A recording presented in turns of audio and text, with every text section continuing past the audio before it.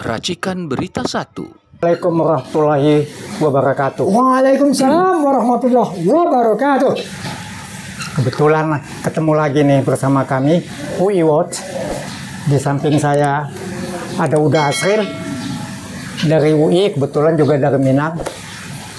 Saya sendiri juga Buyung Ishak dari Fakultas Hukum UI, juga dari Minang. Kami mencoba membahas apa sih yang harus dilakukan oleh menteri-menteri dan juga kebanggaan kita, presiden kita yang telah mengangkat harkat martabat bangsa ini melalui forum internasional. Amin. Ya. Nah, udah. Ini saya mau tanya sama Uda nih, bagaimana tentang Menteri Keuangan kita nih? Menurut Uda, pada saat ini dia relevan atau tidak sebagai seorang menteri? Dengan keberanian dia, dengan cara dia. Kalau ada sebagian orang bilang arogan. Tapi menurut Uda bagaimana? Terima kasih dah, silakan dah. Assalamualaikum warahmatullahi wabarakatuh. Waalaikumsalam warahmatullahi wabarakatuh. Menteri Keuangan itu adalah bendahara negara. Oke. Jadi sebetulnya kalau bendahara itu kalau memang rada-rada pelit, menurut saya itu wajar di mana-mana di perusahaan-perusahaan ya. Kalau Menteri Keuangan itu mestinya rada-rada pelit karena duit yang dipertaruhkan di pundaknya itu bukan suatu hal yang kecil, besar nilainya, dan itu duitnya duit rakyat Indonesia. Jadi sejauh ini yang saya lihat adalah Purbaya kelihatannya berani menolak apa mungkin pembayaran yang nggak jelas, asal muasalnya, juntrungannya nggak jelas.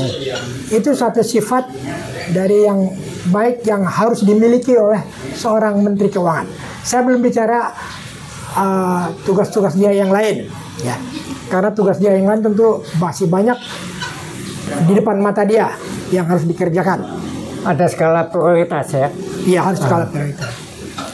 Saya melihat dari waktu ke waktu kabinet itu selalu di Indonesia itu selalu bisa jatuh karena satu atau dua hal. Yang pertama adalah karena masalah beras. Kalau sampai terjadi kelangkaan beras atau tidak terjangkau, rakyat tidak bisa membeli beras, maka akan terjadi rakyat itu akan menggunakan jalur protes melalui DPR, dan DPR bisa memberikan hak bertanya kepada pemerintah, kenapa ini beras kok sampai menghilang, atau kenapa rakyat tidak mampu membeli beras. Nah, ini rakyat tidak mampu membeli beras tentu harus dilihat dulu postur APBN kita. Selama ini setelah zaman Jokowi 10 tahun berakhir dengan kehancuran, saya belum melihat kabinet yang setelah Jokowi itu serius menangani masalah ekonomi, khususnya masalah beras dan masalah energi. Masalah energi sangat penting di Indonesia karena Indonesia adalah negara kepulauan yang membutuhkan transportasi baik darat, laut maupun udara. Okay. Yang semuanya membutuhkan bensin, membutuhkan bahan bakar. Iya, bahan bakar. Jadi mohon dicatat, Indonesia kalau mau sukses harus bisa mengatasi masalah beras untuk perut rakyat Indonesia dan mengatasi masalah sandang pangan, energi, supaya rakyat Indonesia bisa bepergian kemana yang dia suka, karena mereka tahu bahwa Indonesia adalah negara yang kaya raya dengan sumber minyak. Tapi kenapa minyak itu terjadi kelangkaan atau mahal harganya? Ini sesuatu yang mesti dipertanyakan, diperbaiki. Perbaikinya gimana tuh dah? Ya, diperbaikinya pertama kita harus melihat kebutuhan rakyat Indonesia untuk beras 1 tahun itu berapa. Nah, terus berapa juta hektar sawah yang dimiliki oleh bangsa Indonesia ini. Kemudian produksinya per tahun berapa juta kuintal. Katanya 3 bulan yang akan datang Menteri Pertanian targetkan kita tidak impor beras lagi. Gimana tidak? Yakin? Saya belum bisa menjawab itu karena belum pernah selama rezim setelah Jokowi ini belum terjadi krisis beras. Oke. Krisis beras ya, belum terjadi. Dan apakah ke depan ini akan terjadi krisis beras? Saya ingin mengatakan bahwa Indonesia adalah belum swasembada beras. Kecuali waktu tahun 81. Oke. Pak Harto. Pak Harto, zamannya Pak Harto ya. Jadi ada dua masalah yang mengancam rakyat bangsa Indonesia. Kita krisis pangan, krisis beras, dan satu lagi krisis energi. Bayangkan kalau sampai terjadi krisis energi, susah membeli bahan bakar, ekonomi akan lumpuh karena transportasi itu adalah bagian yang sangat penting dalam kegiatan ekonomi. Ini ada pertanyaan juga ada. Pertamina ini kan salah urus tuh. Ya. Ya. Terjadi korupsi di mana-mana. Dari hulu sampai hilir. Nah, Prabowo telah melakukan action lah buat memberantas korupsi di Pertamina. Nah, apa mungkin dengan tertangkapnya beberapa, ya ada orang Pertamina, ada di luar Pertamina, itu kira-kira gimana dah pendapat udah?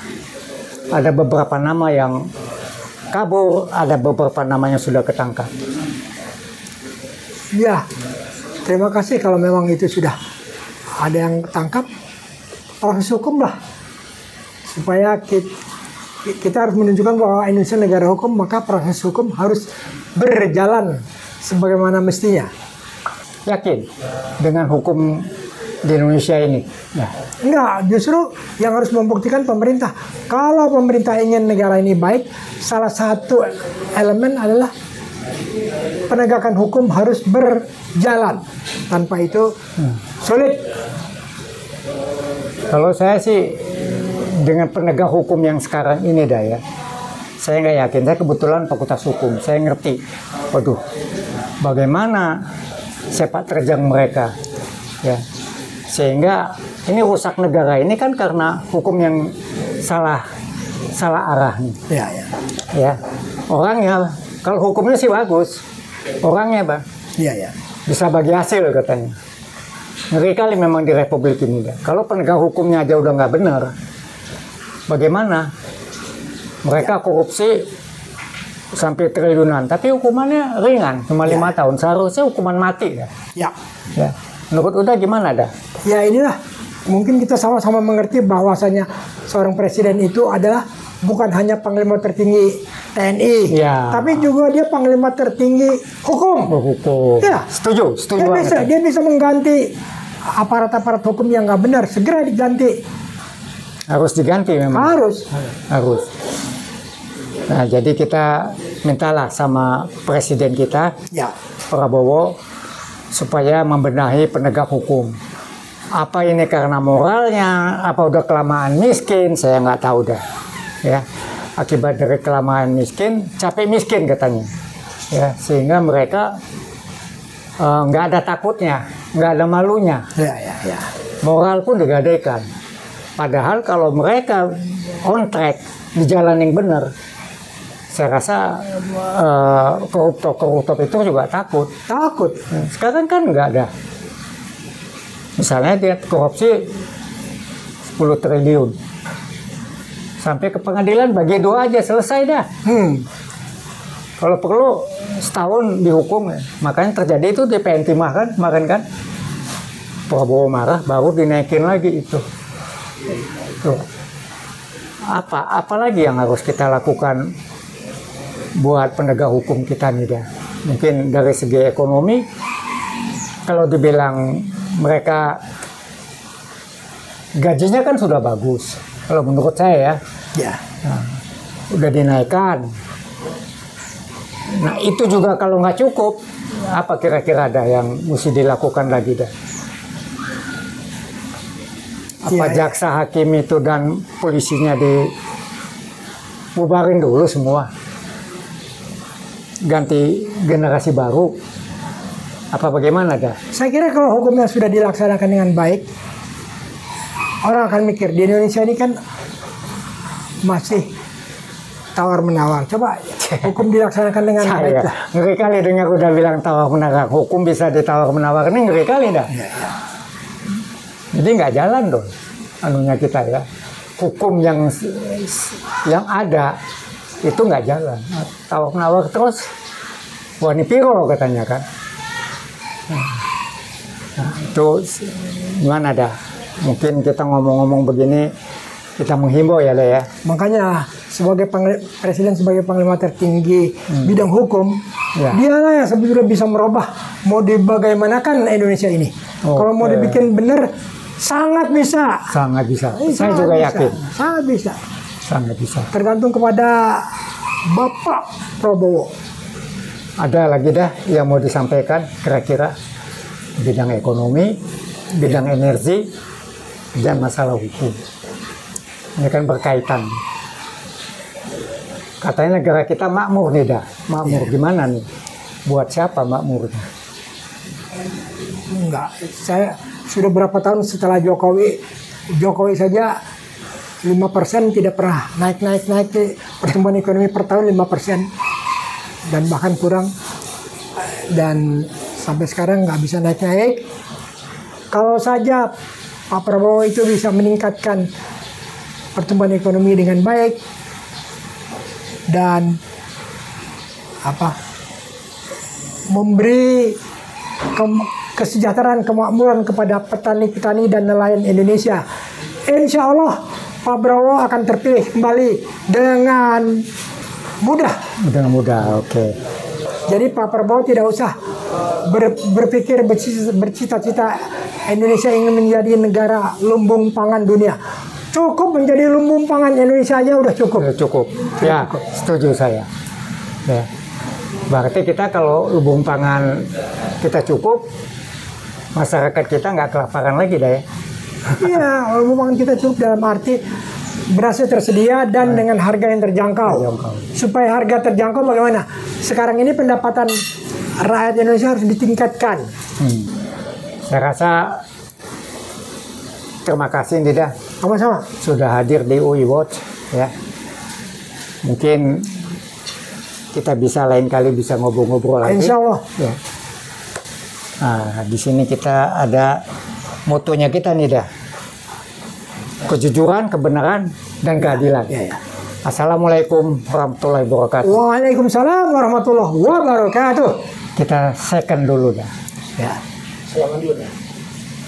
Makasih dah. Sama-sama. Second aja. Ya.